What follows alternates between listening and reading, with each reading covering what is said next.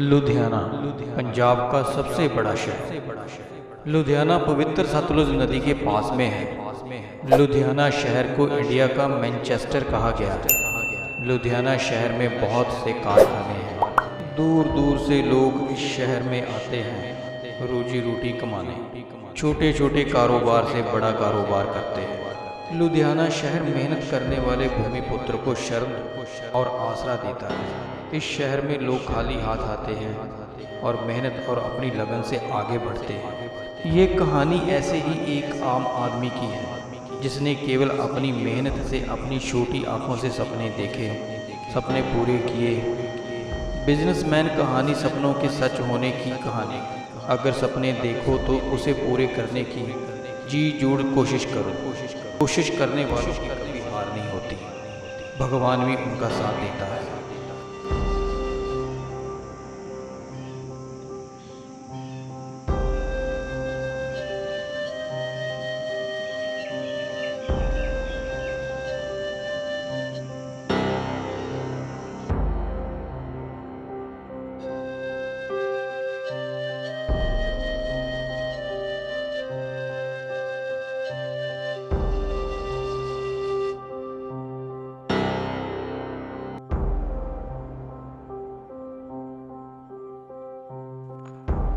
मुझे बचपन से ही अच्छे संस्कार, माँ का प्यार और लोगों का साथ जरूर मिला। और मेरी माँ ने मुझे एक बहुत अच्छी चीज़ सिखाई थी कि रास्ते में चलता कोई भी बुजुर्ग हो, जहाँ कोई माता हो, उसकी मदद जरूर करना।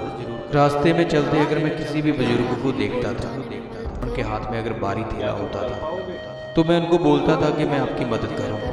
तो अगर वो पूछते थे तो मैं खुशी से बोलता था हाँ मैं कर पाऊँगा।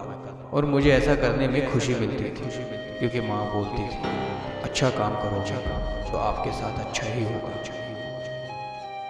और बदले में बुजुर्ग मुझे नेकी और सच्चाई के रास्ते पे चलने का मार्ग बताते। और मेरी बातें सुनकर लोग खुशी से प्यार से मुझे कुछ पैसे देते थे।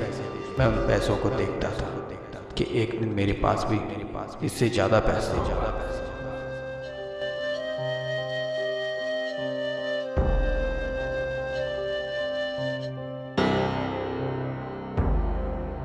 धीरे धीरे मेरे सपने पूरे होने लगे। दिन रात मेहनत की और मैं 500 टैक्सियों का मालिक बन गया। जब मैं लुधियाना शहर आया, मैंने कार गैरेज में ही नौकरी शुरू की और उसके बाद एक बड़ा ऑफिस।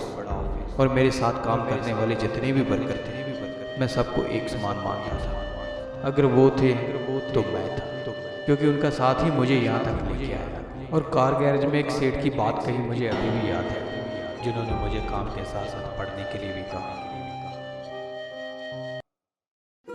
बेटा गुरविंदर, तुझे देख के मुझे अपने पुराने दिन याद आते हैं। मैं भी तेरी तरह बहुत मेहनत किया करता था, लेकिन मैंने कभी भी अपनी पढ़ाई नहीं छोड़ी। तू भी काम के साथ साथ पढ़ाई कर रहा है ना? हाँ सर जी, पर मैं बिजनेसमैन बनना चाहता हूँ। उन पैसों से मैं सबकी मदद करूँगा और खुद के लिए भी चैन से जीने के लिए एक घर बनाऊंगा। आज पैदल चलता हूँ, कल मेरे पास भी मर्सिडीज BMW होगी। जरूर बेटा, तेरे सपने तेरी मेहनत और नेक दिली से पूरे होंगे। सर जी, मैंने सुना है भगवान सच्चाई के मार्ग पर चलने वालों की मदद करता है। तेरे सपने जरूर पूरे होंगे। कभी भी तेरे सपनों के रास्ते में कोई रुकावट आए तो डरना नहीं, घबराना नहीं, उसको ठोकर मारकर आगे निकल जाना।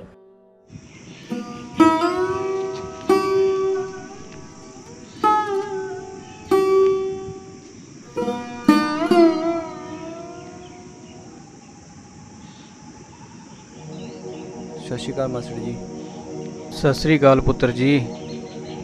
वो दिल्ली गाड़ी भेजनी थी, भेज दी क्या?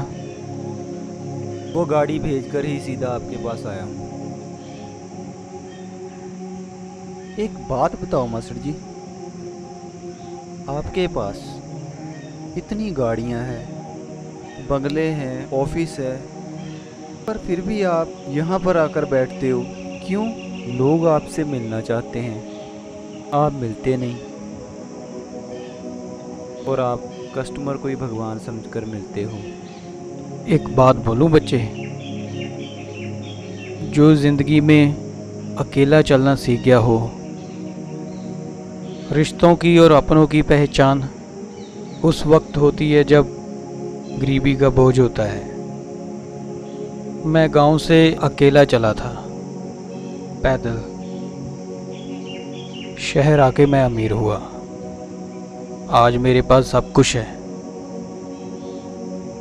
लेकिन मैं यहाँ बैठना पसंद करता हूँ, क्योंकि मैं बचपन में भी यही आकर बैठा करता था और सोचता था कभी मैं भी बहुत बड़ा बिजनेसमैन बनूंगा, अमीर बनूंगा। दिन रात मेहनत कर कर आज मैं यहाँ तक पहुँचा हूँ। माँ कहा करती थी, इंसान गरीब नहीं होता, इंसान की सोच गरीब होती है।